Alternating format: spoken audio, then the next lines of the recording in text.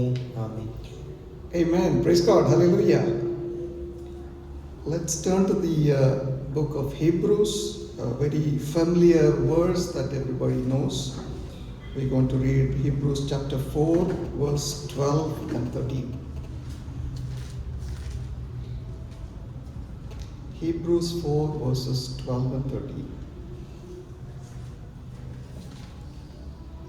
For the word of the God is living and active, sharper than any two-edged sword, piercing to the division of soul and of spirit, of joints and of marrow, and discerning to the thoughts and intentions of the hearts. And whose creation is hidden from his sight, but all are naked and exposed to the eyes of him to whom we must give account. Amen. For the word of God is alive and active, sharper than any double-edged sword. It penetrates even to dividing the soul and spirit, joints and marrows. It judges the thoughts and attitudes of the heart. Let's meditate on this and close our eyes in prayer. Father, we thank you for your word, these wonderful words that you have given us. Indeed, the word of God is alive and active.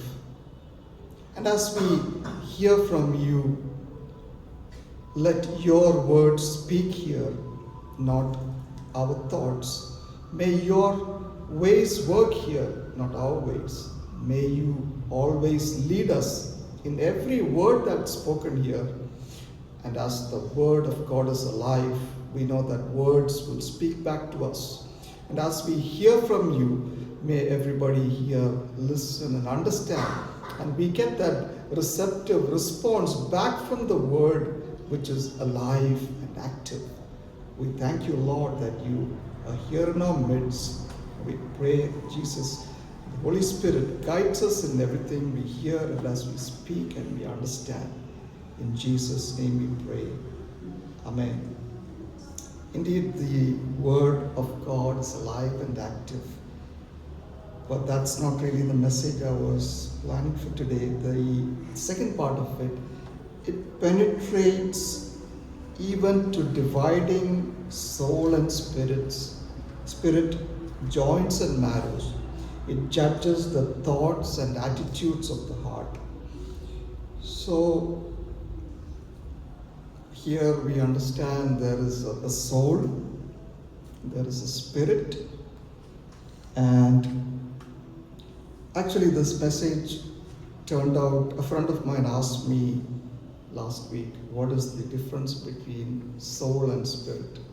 I knew the basic, but I did not go much into the details. So I thought God will lead me into more insight on how it all works, and I started meditating on it. And that's how I got into the depth of it, and that's the word that, and like I said, let the words work from heaven. Let God reveal to us what he really wants to tell us.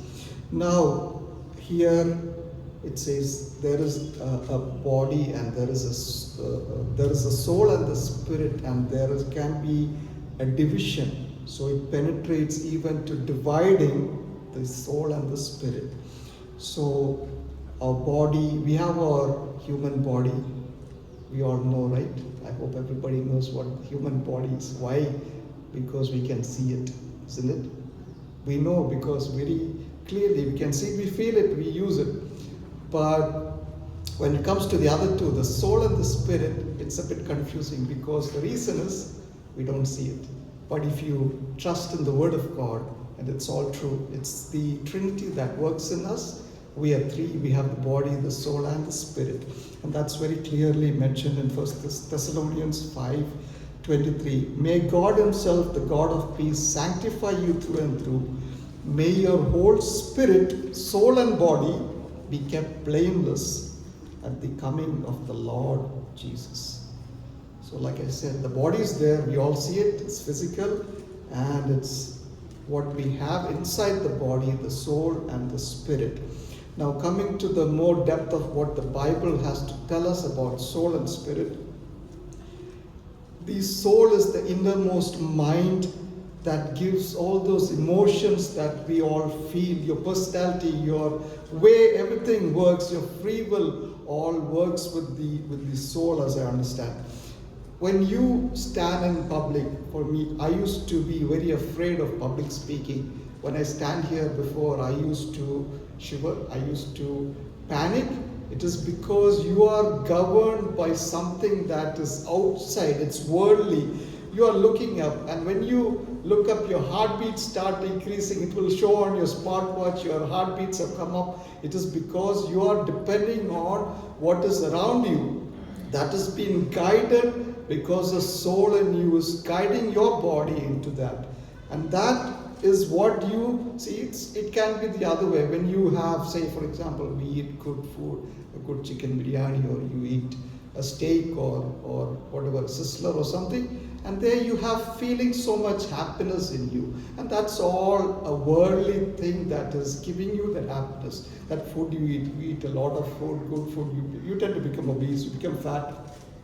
And maybe it's the dress that you wear. Some dress you feel you're confident, you like to wear that particular dress, maybe on special occasions. And these are all governed on a worldly perspective. And that is an influence how your soul works. And these emotions that results is completely worldly.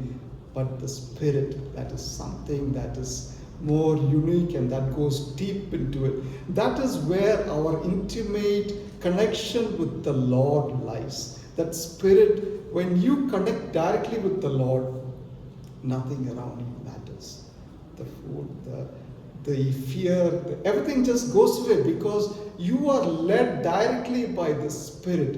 And when the Holy Spirit indwells in that spirit of you, when that combines and there it governs the soul, and that will show what is the expression about your bodies. And you are prayerful and you're filled with the Spirit of the Lord. The Holy Spirit takes you, no matter what problems that happens in your life, doesn't matter for you, because you are led by the Spirit of the Lord. Doesn't matter what money you get, that will not give you happiness. Doesn't matter what good food you eat, what dress you wear. It's not that. There is a direct connection that goes. That is the spirit part of it that governs, and it's all three are definitely connected. One connects to the other, and it will show outside on your appearance how it works. Remember, David danced, forgetting everything. When the Ark of the Covenant reached Jerusalem, he forgot everything. He had that intimate relation with the Lord. It doesn't matter what people around him he talked or he danced and danced like that. It says he was dancing with all his might. That is 2 Samuel 6. So that around you, when the Holy Spirit is upon you, when you have become born again and you have the Spirit of the Lord dwelling inside you, and you've activated that you've accepted Jesus with your heart, you became a child of God, and you are led because the Spirit on you are done directly with that governance from heaven, and there your bodily actions will finally reflect who you are in Christ. And that's how it all intercedes, all interconnects together. And that spirit-led life depends on the soul, and then it goes into the body. Let's see where all this started from. Let's go back to Genesis, in the Garden of Eden. Genesis 2:7. Let's read.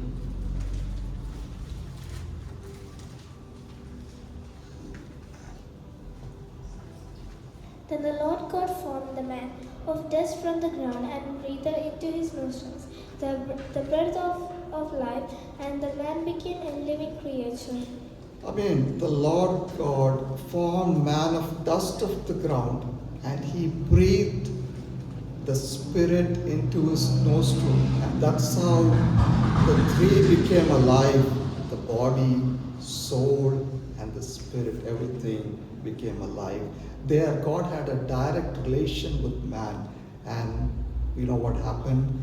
Then, because of the disobedience, he falling into one lie that Satan came in with, and one promise, or disobedience what Adam had done in the Garden of Eden, and then everything goes, and that's when these lies that Satan comes. It all comes in our life in different forms. Sometimes we feel we are no good and we don't look good, we are never appreciated, we have that negativities, and we have all those sort of things that we feel that we are no good. But that's definitely a lie that Satan comes, because you are wonderfully made in the eyes of the Lord. You hold the power of the Alpha and the Omega, and you have everything in you to counter whatever Satan is coming and telling you, those lies which in the Garden of Eden had been deceived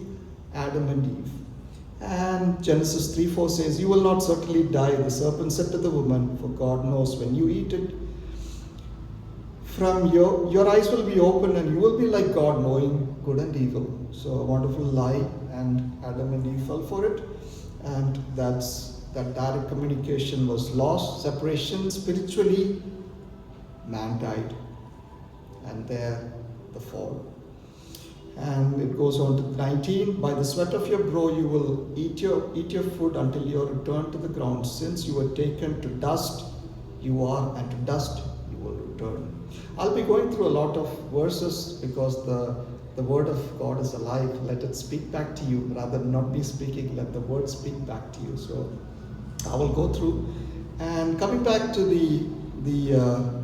Hebrews we read, it penetrates even dividing the soul and the spirit, joints and marrow. What is marrow?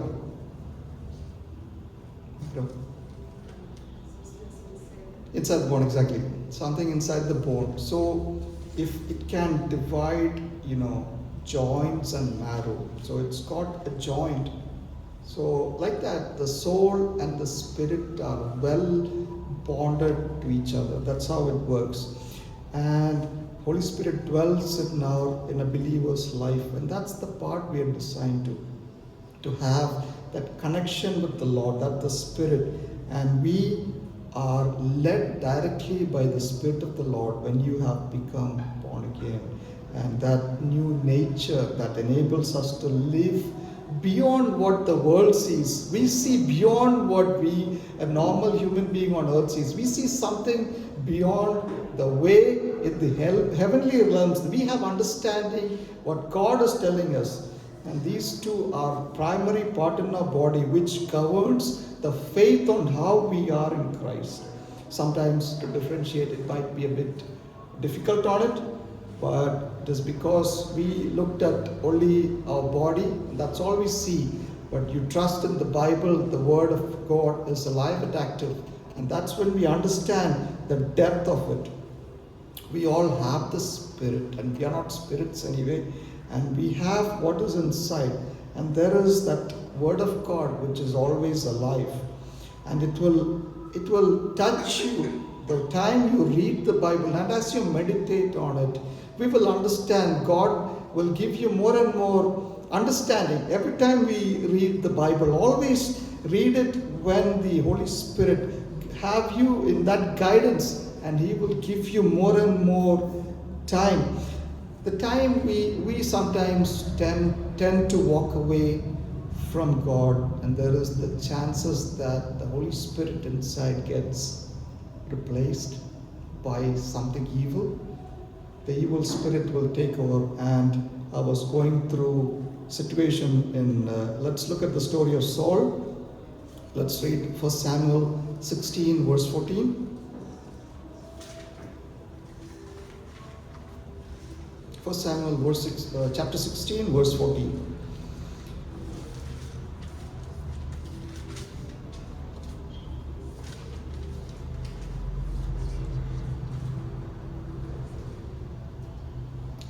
Now the Spirit of the Lord had departed from Saul, and an evil spirit from the Lord tormented him. Amen. So you see a replacement here. The Spirit of the Lord had departed, and the evil spirit came in. Now this replacement, it's because light and darkness cannot go together. I always thought both spirits can always work inside a person's mind, but it doesn't work like that. The way I understand the Bible, one leaves and the other comes in.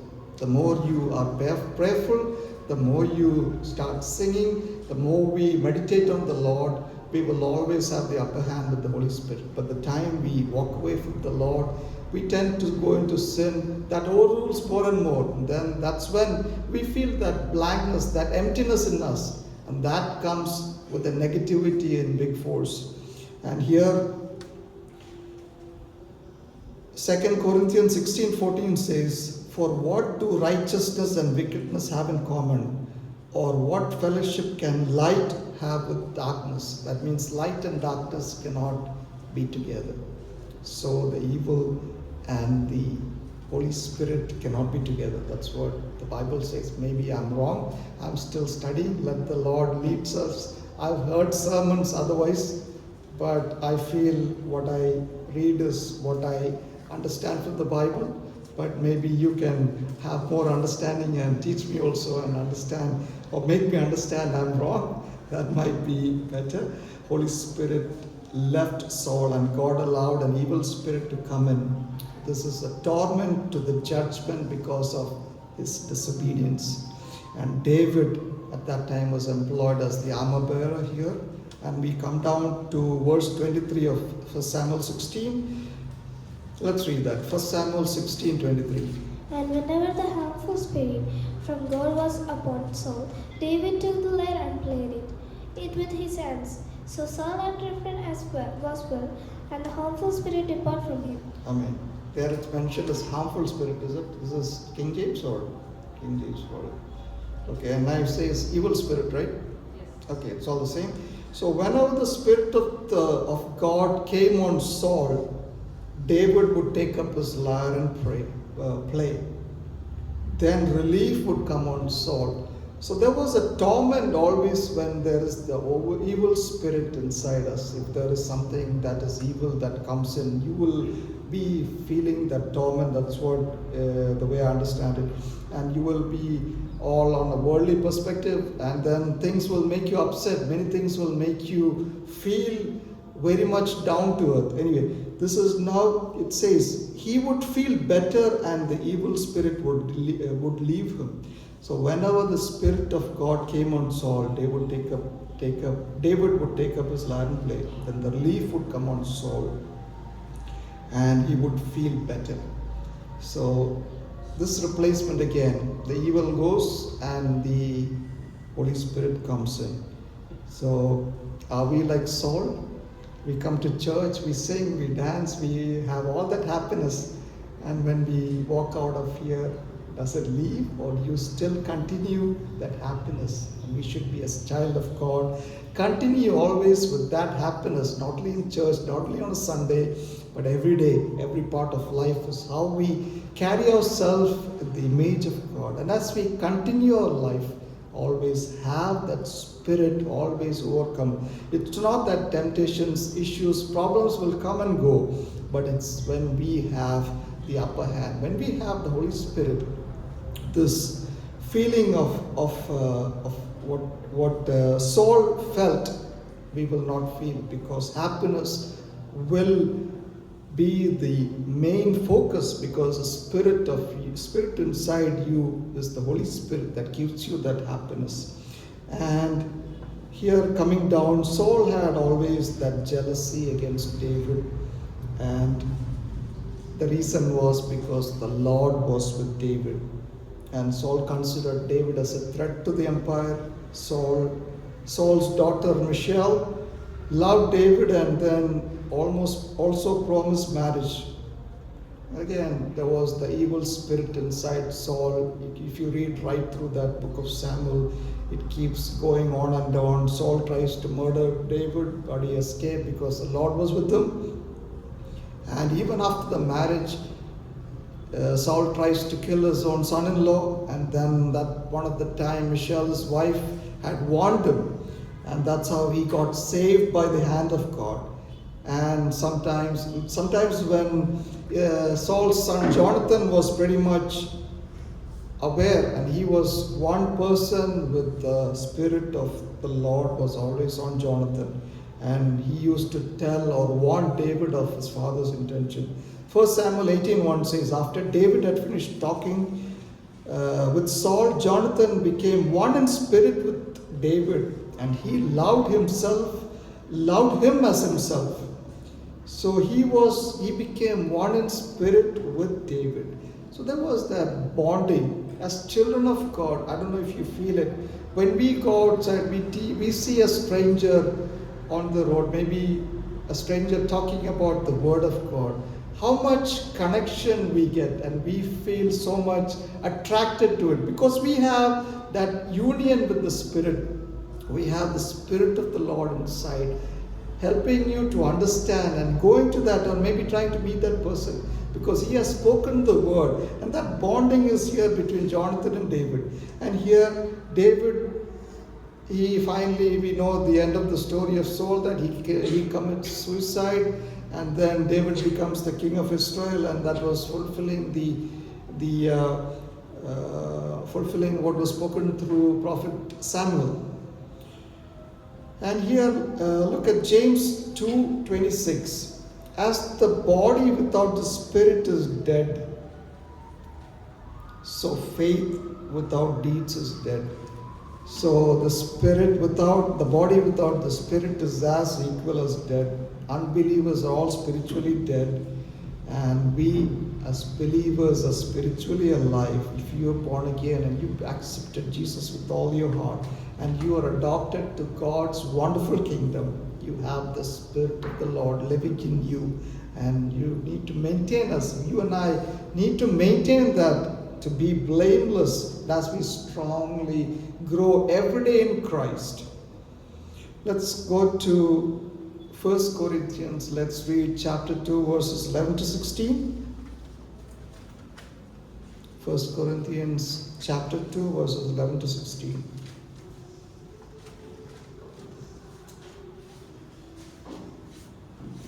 For who knows a person's thoughts except their own spirit within them?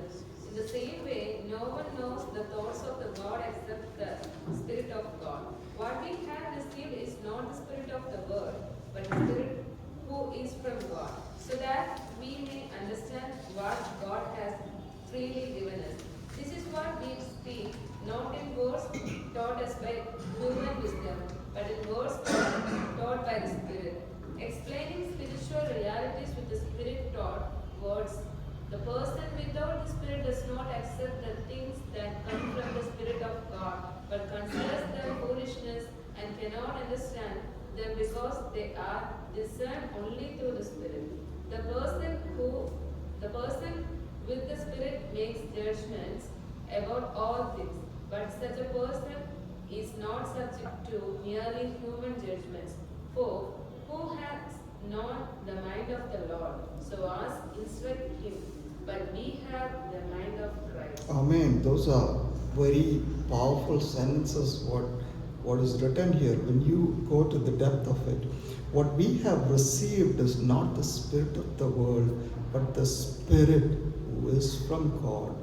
And when we speak not by words taught by human wisdom, it is taught by God Himself, who is dwelling in you, who is making you realize where you are in Christ, and He will explaining the spiritual realities which the Spirit teaches us. And we cannot understand fully all this, but the more and more we meditate on it, every situation in our life comes with a purpose. The more you understand, the Spirit will lead you much more into that deep understanding. And here it's very clearly said, the person without the Spirit does not accept things that comes from the Spirit of God, and they consider them as foolishness. But we can see it evidently, people around us, people who do not accept, they think all this is nonsense, and they don't understand anything of this. And to understand that depth and that reality, the Spirit of the Lord that dwells inside should give that wonderful insight. You just need to have an open mind. Let the Spirit lead us in every walk of life, and there He will lead you to that right direction. That's the Lord giving you. And you can give that prayer request. saying that the prayers were never going to be answered. We come with all those negativities in life, and then when we are inclined to the negativities, that's when we have not trusted on the Bible. We have not trusted what the Spirit is telling you. You are listening to a lie that Satan is coming and telling in your eye that the prayer that you pray is never going to be answered. That you are no good, you are not worth it, you're not capable of what are you doing, you're not good in your job, you're not good in your business, and it goes on and on with the lies. Then once you listen to it, and there you go into more and more depth, that's when we are taking or giving the upper hand to Satan. That's when we are not relying on the Holy Spirit. When we rely on the Holy Spirit, all those negativities will just fade away. Meditate on the Word of God, which is alive and active. Read it and it will speak back to you, and that's what the promise. God will speak back to you and He will give you understanding. And you're focused and you have that Spirit-led life, then things changes. Let's go into Ephesians 2, 1 to 5. Ephesians 2, 1 to 5. And you were dead in the trespasses and sins, in which you once walked, following the course of his world, following the prince of the power of the air, the spirit that is now at work in the son of disobedience, among whom we all once lived in the passion of flesh, carrying on the desire of the body and the mind, and were by nature children of wrath, like the rest of mankind. But God, being rich in mercy, because of the great and the with love, He loved us, even when we are dead in our trespass, made us alive. So with Christ, by grace you have been saved. Amen. So we are in which you used to live when you follow the ways of the world and the ruler of the kingdom of air, that Satan, the spirit who is now in work in those who are disobedient. All of us lived among them at one time, gratifying the cravings of our flesh and following its desires and thoughts. Like the rest, we were by nature deserving of wrath. We can always remember where we all came from. We were down in that pit one time, but God, in all His wonderful mercy, He took you out of where you were to where you are now. And always keep that wonderful fellowship, that connection always alive and active with Christ, because He has shed the precious blood for you, that you and I can be in eternity. And when we have trusted the Lord with all our heart, and that's the time we have become born again, and there we have attached, and that spirit inside us have commanding the way we live. At the time we try to walk away, that's when we have come with a lot of problems. 1 Corinthians 3:1 says, brothers and sisters, I could not address you as people who live by the Spirit, but as people who are still worldly, mere infants in Christ. So this Spirit, that's the element that we have, that intimate relationship with God. And the word Spirit refers to that. Again, like I said, that connection is what we need. And Colossians 1:9-10 says, for this reason, can we read that? Colossians 1, chapter 1, verses 9-10.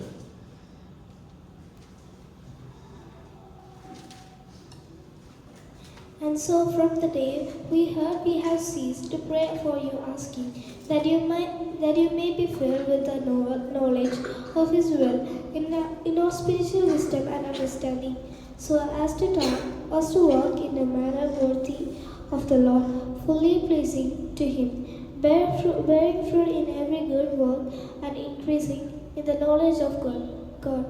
Amen. Let me read that again. For this reason, since the day we heard about you, we have not stopped praying for you. We continually ask God to fill you with the knowledge of His will through all the wisdom and understanding that the Spirit gives, so that you may live a life worthy and please Him in every way, bearing fruit in every good work and growing in the knowledge of God. So there are things in here. There is a wisdom and an understanding with the Spirit, the Holy Spirit gives. And you live a life worthy of the Lord in every way which is pleasing to Him. And what do we do? Each of us to bear fruit in every good work, growing in the knowledge of God. So that's what we need to bear good fruit. And that is done only by heavenly wisdom. We read before in the book of Psalms, the fear of the Lord is the beginning of wisdom. And there we understand that heavenly wisdom, and that result comes from the God Almighty. Colossians 3:16 says, "Let the message of Christ dwell among you richly, as you teach and admonish one another with all wisdom through psalms, hymns and songs from the Spirit, singing to God with gratitude in your hearts." Now, the Word of God is always, as we said, is alive and active. It influences each of our life, our decisions. Every time we come, we tend to ask Lord, what is this that you want? Everything requires a close meditation through the Spirit. And when we understand the way we walk more deeper, that's when we have that intimate relationship with the Lord. And God is in spirit. All worshippers must worship in spirit and truth. This is John 4:24, the encounter with the Samaritan woman. So there is the worship in spirit, the worship in truth, and it's all led completely by the Spirit of the Lord. Now that's all about spirit. Let's go into soul. Now, going more into the depth of soul, I've been going into, not soul, S-O-U-L, soul. So, the Bible speaks about souls in different locations, and in the basic understanding, as I see it, is life. Once you lose your life, the soul departs. And one of the verse that I can read is Genesis 35:18. "And so it was, as her soul was departing, and she called his name Benoni, but his father called him Benjamin." And now this is the death of Rachel. Who's Rachel? Who's Rachel? One of the wives of Jacob? Yes. And the mother of Joseph and Benjamin. So it says, when the soul was departing, the life on earth is ending. But once the soul leaves the body, the person, as the doctors declare as dead, the body stops functioning. Job 30:25 says, "Have I not wept for him who was in trouble? Has not my soul grieved for poor?" Now Job is in the middle of all those issues, those problems that we know. Is one of the person who's encountered huge problems in his life. But he says, "Have not my soul grieved for the poor?" Now it is all on an earthly perspective when the soul acts. And that divine intervention, when the Holy Spirit leads us, that's when that breath of life is in us. That's when we keep going. That's what kept Job going through all those turmoils he faced in life, all those issues that came in. The soul depends. He will tell the body that it goes weak and it goes into depression. But when we are led by the Spirit of the Lord, all those issues, that problems that comes in our life, we can encounter. We can counter that with the hand of God. And that is His promise always. And that's how Job was able to go through all those. That is only by the hand of God. You might say, my problem in my life is something I cannot bear, something I can never ever live. And I've had it, and I had all those issues in my life. And it says, but when you have the hand of God leading you through that battle, there He will guide you to what He has given you. If God has given you that promise, it will always happen. Psalms 42:5 says, let's read that. Psalms 42:5. Why are you cast down, O my soul? And why are you disquieted within me? Hope in God, for I shall yet praise Him for the help of His countenance. Amen. It says, why are you downcast, O my soul? It doesn't say, why are you downcast, O my spirit? So it is a soul that gives you those emotions, that problems that we think. But when you have a spirit, the Holy Spirit led life, and that gets linked to every action that you have, even in the middle of that biggest problem, you're happy and smiling. That's when you are led completely by the Spirit. Your body is evidently showing you. But if you are into depression, if you see sadness, if you feel those sicknesses that comes in, and that depression leads you to sometimes alcohol, and that's what many people on the earthly perspective does. That's when you have the evil spirit taking over your conscience. That's when we are going into a different direction altogether. But if you are going to the path that the Holy Spirit guides you, that would be the way that we come out of any situations that we face in life. Jeremiah 13:17 says, but if you will not hear it, my soul will weep in secret for your pride. My eyes will weep bitterly. Again, this is all about the soul this is a prophecy against Israel, but the whole point is it's about those worldly emotions that controls our perspective. But when we are in spirit, when we are led by the Spirit of Christ, we have a direct connection with the Lord. When we have that glow that comes in, when you have that focus on that spirit side of it, everything else will follow. The spirit will command the soul will go into the body, and all three are one. There. That's when we have success in our Christianity. When we become mature Christians, that's when we activate what we don't know, what we cannot see, what we understand more and more from the Bible. That's when we lead a spirit-led Christian life, which we get success over every situation in our life. And all the three, what happens when we die? We conclude into that.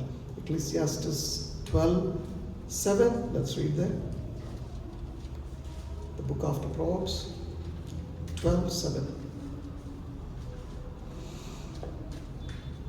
And the dust returns to the ground it came from, and the spirit returns to God who gave it. So it says the spirit will return to God who gave it. And what about the soul? Revelation 6:9 says, when he opened the fifth seal, I saw under the altar the souls of those who have been slain for the word of God and for the testimony which was held. So, according to this, there is a bit of two theories on this rather. Let the Lord lead us on the best one. The soul spirit of the believers go to Christ immediately, and the physical body goes to the grave. But in the final time of judgment, that's what the time of trumpet sound. All this will be united, and then everybody will come up. Let's read 1 Thessalonians 4:16-17. 1 Thessalonians 4:16-17.